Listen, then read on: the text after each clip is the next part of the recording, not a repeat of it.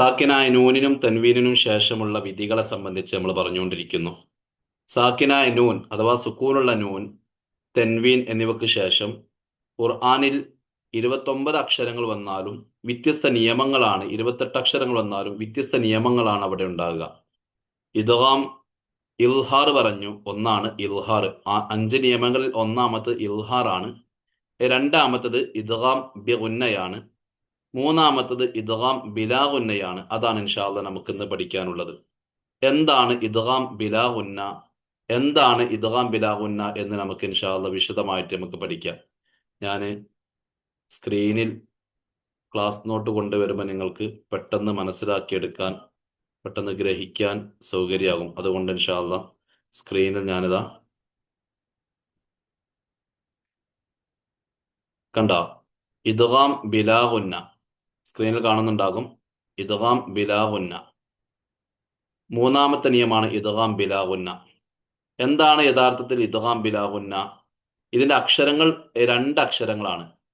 ലാം, റ. നമുക്കറിയാം ഇൽഹാറിന് 6 അക്ഷരങ്ങൾ ഉണ്ടായിരുന്നു. അതുപോലെ തന്നെ ഇദ്ഗാം ബിഗുന്നക്ക് 4 അക്ഷരങ്ങൾ ഉണ്ടായിരുന്നു. എന്നാൽ ഇദ്ഗാം ബിലാഗുന്നക്ക് 2 അക്ഷരങ്ങളാണുള്ളത്. ഇദ്ഗാം ബിലാഗുന്നക്ക് 2 അക്ഷരങ്ങളാണുള്ളത്. ലാം, റ, ഈ 2 അക്ഷരങ്ങളാണുള്ളത്. ലാം, റ എന്നുള്ള ഈ 2 അക്ഷരങ്ങളാണുള്ളത്.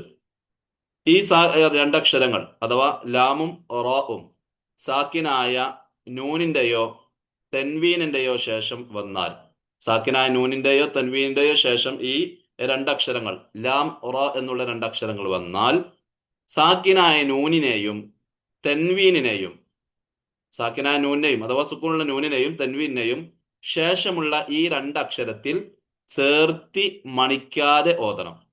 ഏത് 2 അക്ഷരത്തില്? ലാമിലും റായിലും. അപ്പൊ സാക്കിനായ നൂനും തൻവീനും ശേഷം ലാമോ റാഓ വന്നാൽ സാക്കിനായ നൂനിനെയും തൻവീനിനെയും ശേഷമുള്ള ഈ ലാമിലും റായിലും ചേർത്തി മണിക്കാതെ ഓതണം.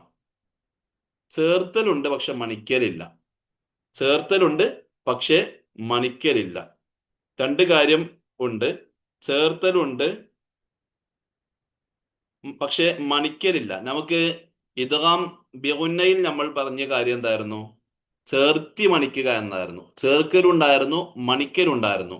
എന്നാൽ ഇവിടെ ഇദ്ഗാം ബിലാഗുന്നയിൽ ചേർത്തൽ മാത്രമേ ഉള്ളൂ, അതേ സമയത്ത് മണിക്കൽ ഇല്ല. ഇൻഷാ അല്ലാഹ് അതിന്റെ ഉദാഹരണം പറയുമ്പോൾ വളരെ കൃത്യമായിട്ട് നമുക്ക് മനസ്സിലാക്കാൻ പറ്റും. മനസ്സിലായല്ലോ? അപ്പൊ സാക്കിനായ നൂനിനും തൻവീനും ശേഷം ലാം, റ എന്നുള്ള ഈ 2 അക്ഷരങ്ങൾ വന്നാൽ ലാമിനെയും റായിനെയും അഥവാ സാക്കിനായ നൂനിനെയും തൻവീനെയും ശേഷമുള്ള ലാമിലും റായിലും ചേർത്തുന്നുണ്ട്, പക്ഷെ മണിക്കാതെ ഓതണം. ഇദ്ഗാം ബിഗുന്നയും ഇദ്ഗാം ബിലാഗുന്നയും തമ്മിലുള്ള വ്യത്യാസം എന്താ? രണ്ടിലും ഇദ്ഗാം ഉണ്ട്, ചേർത്തലുണ്ട്.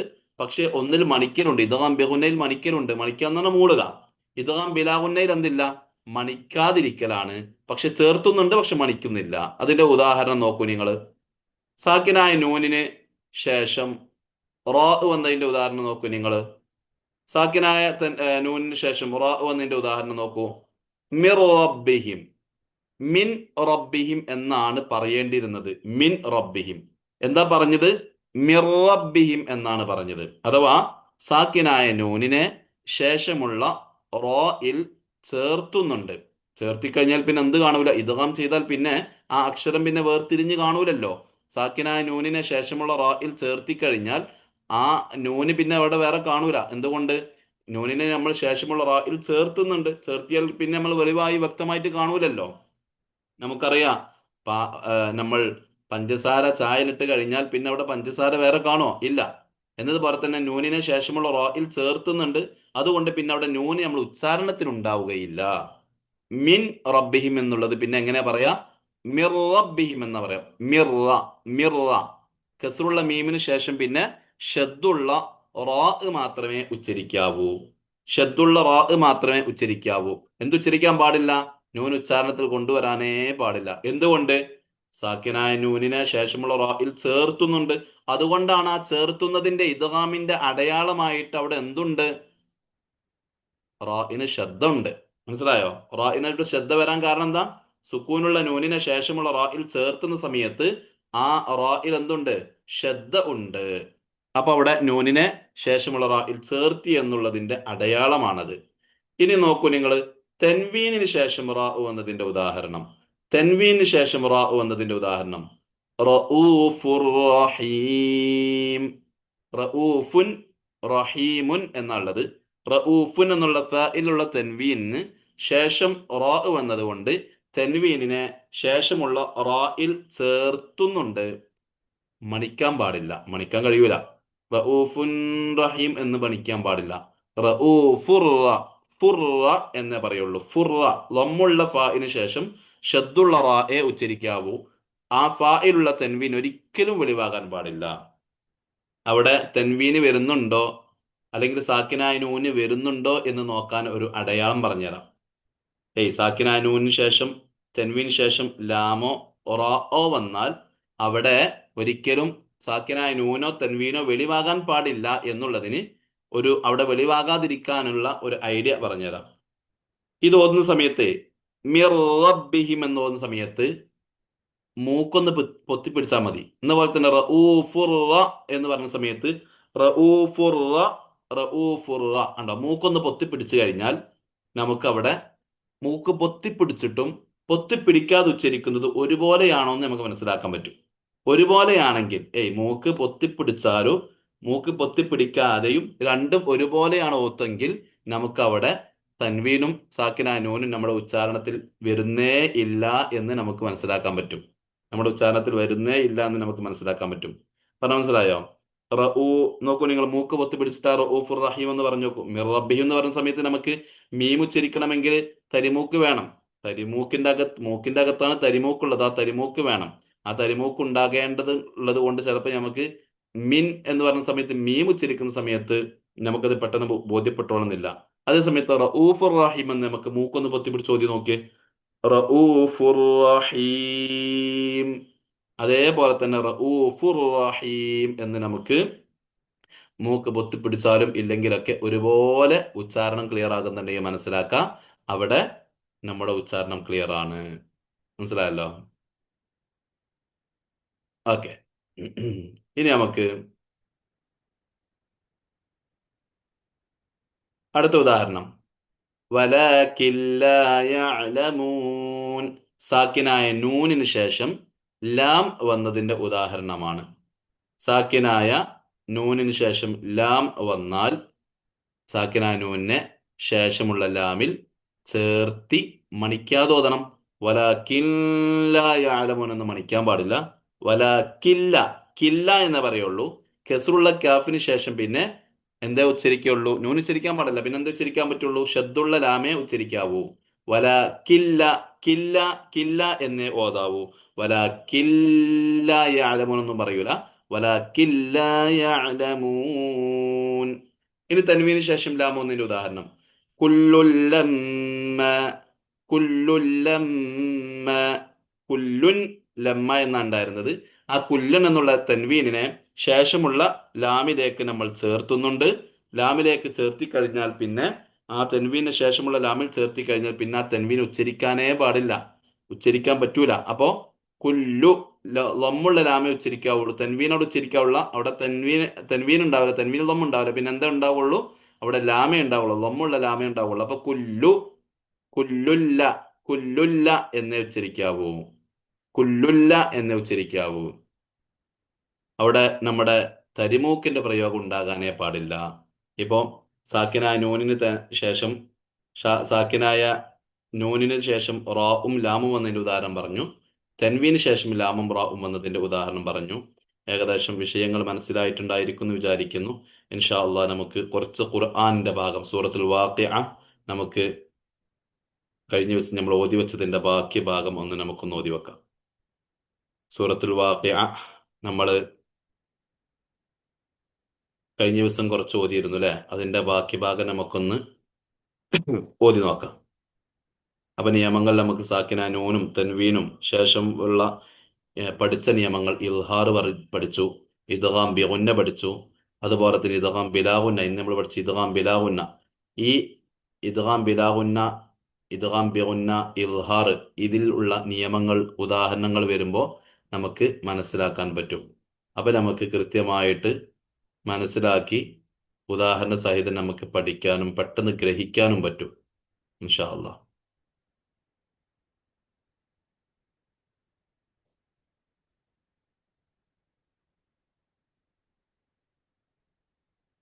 ഇൻഷാ അല്ലാഹ് സൂറത്തുൽ വാഖിഅ നമ്മൾ എടുക്കുന്നുണ്ട്. വാഖിയയിൽ കുറച്ച് നമ്മൾ ഓതിയിട്ടുണ്ടായിരുന്നു അല്ലേ? ഇനി ഇവിടെ നിന്നായിരിക്കും ഓതാനുണ്ടാവുക. 51-ാമത്തെ ആയത്ത് മുതലായിരിക്കും. നോക്കാം ഇൻഷാ അല്ലാഹ്. 51-ാമത്തെ ആയത്ത് നമ്മൾ ഓത്. أعوذ بالله من الشيطان الرجيم. بسم الله الرحمن الرحيم. ثم إنكم أيها الضالون المكذبون لآكلون من شجر من زقوم. അവിടെ മിൻ ഷജരിം മിൻ സഖൂം, തൻവീന് ശേഷം മീമ് വന്നിട്ടുണ്ട്. തൻവീന് ശേഷം മീമ് വന്നാൽ, സാക്കിന നൂനിനും തൻവീനും ശേഷം മീമ് വന്നാൽ ഇദ്ഗാം ബിഗുന്നയാണ് അല്ലേ? മിൻ ഷജരിം മിൻ, സാക്കിന തൻവീന് ശേഷം മീമ് വന്നപ്പോൾ ഇദ്ഗാം ബിഗുന്ന കൊടുത്തു. മിൻ സഖൂം എന്നുള്ളത് ഇഖ്ഫ ആണ്. ഇൻഷാ അല്ലാഹ് നമുക്ക് പറയാം. ഫമാലിഊന മിൻഹൽ ബുത്തൂൻ, അവിടെയും ഒരു നിയമമുണ്ട്. സാക്കിന നൂന് ശേഷം ഹ വന്നിട്ടുണ്ട്, മിൻ ഹ അല്ലെ? സാക്കിന നൂന് ശേഷം ഹ വന്നാൽ ഇൽഹാറാണ്, വെളിവാക്കി ഓതണം, നമുക്കറിയാം. സാക്കിനായ നൂനിനും തൻവീനും ശേഷം 6 അക്ഷരങ്ങൾ ഹംസ്, ഹ, ഐന്, ഹ, ഗൈന്, ഖാ, ഈ 6 അക്ഷരങ്ങൾ വന്നാൽ ഇൽഹാർ ചെയ്യണം, വെളിവാക്കി ഓതണം എന്ന് നമുക്കറിയാം. അപ്പോ ഫമാലിഊന മിൻഹൽ ബുത്തൂൻ فشاربون عليه من الحميم فشاربون شرب الهيم هذا نزلهم يوم الدين نحن خلقناكم فلولا تصدقون أفرأيتم ما تمنون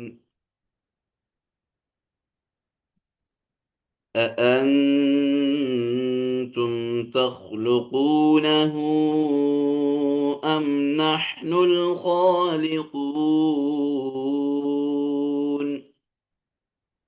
نحن قدرنا بينكم الموت وما نحن بمسبوقين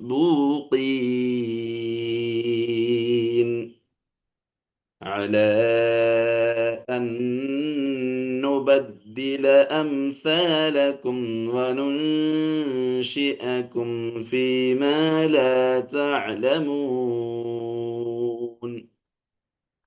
അവിടെ അന്നുബദ്ദില, അന്നുബദ്ദില, അല അന്നുബദ്ദില, സാക്കിന നൂന് ശേഷം നൂൻ വന്നിട്ടുണ്ട് അല്ലേ? സാക്കിന നൂന് ശേഷം നൂന് വന്നാൽ 4 അക്ഷരം വന്നാൽ, നൂൻ, വാവ്, മീം, യ, ഈ 4 അക്ഷരങ്ങൾ വന്നാൽ സാക്കിനായ നൂനിന് ശേഷമുള്ള നൂനിൽ ചേർത്തി മണിക്കണം എന്ന് നമുക്കറിയാം. അപ്പോ അല അൻ നുബദ്ദില അംസാലകും വനുൻശിഅകും ഫീമാ ലാ തഅലമൂൻ ولقد علمتم النشأة الأولى فلولا تذكرون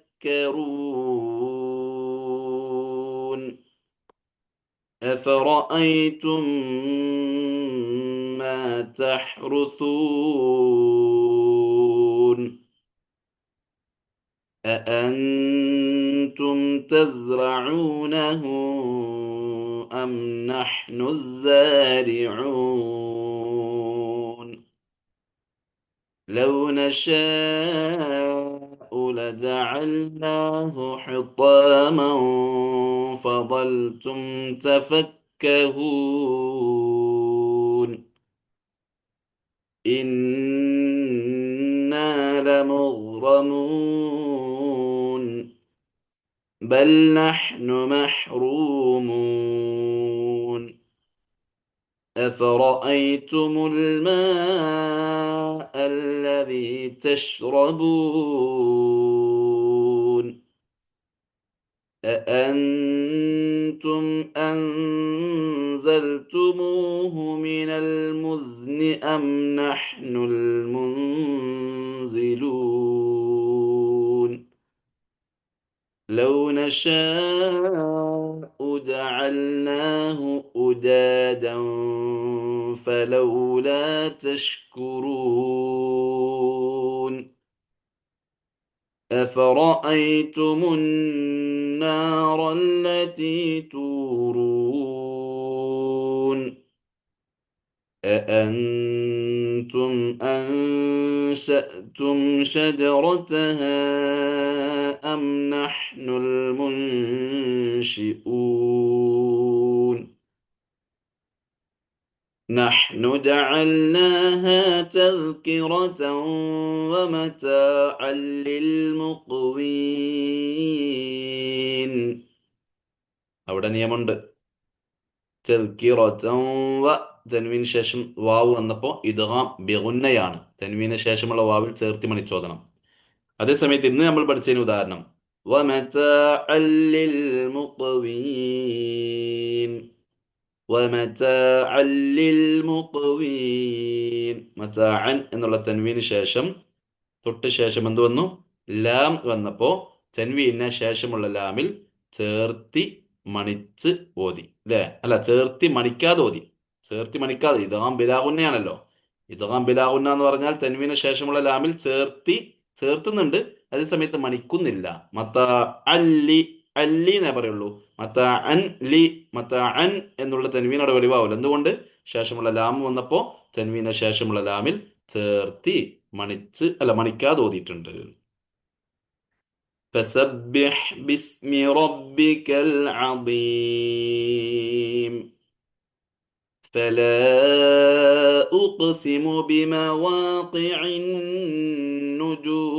النجوم وإنه لقسم لو تعلمون عظيم അവിടെ ഈ നിയമം വഇന്നഹു ലഖസമുൽ ലൗ മുല്ലൗ മുല്ലൗ എന്നേ പറയുള്ളൂ മുൻ ലൗ എന്ന് പറയുമല്ല മുൻ ലൗ എന്ന് പറഞ്ഞാൽ മീമിൽ അവിടെ തെൻവീന് വെളിവായി മീമിൽ തെൻവീന് വെളിവാകാൻ പാടില്ല കാരണം തെൻവീന് ശേഷം ലാം വന്നാൽ തെൻവീന് ശേഷമുള്ള ലാമിൽ ചേർത്തി മണിക്കാതെ ഓതണം മണിക്കാൻ പാടില്ല وإنه لقسم لو تعلمون عظيم صدق الله العلي العظيم وصدق وبلغ رسوله النبي الكريم ونحن على ذلك من الشاهدين والشاكرين والحمد لله رب العالمين അപ്പോൾ സാക്കിന നൂനിനും തൻവീനും ശേഷമുള്ള 3 വിധികൾ നമ്മൾ പഠിച്ചു സാക്കിന നൂനിനും തൻവീനും ശേഷം 6 അക്ഷരങ്ങൾ ഇൽഹാറിന്റെ അക്ഷരമാണ് ഹംസ് ഹ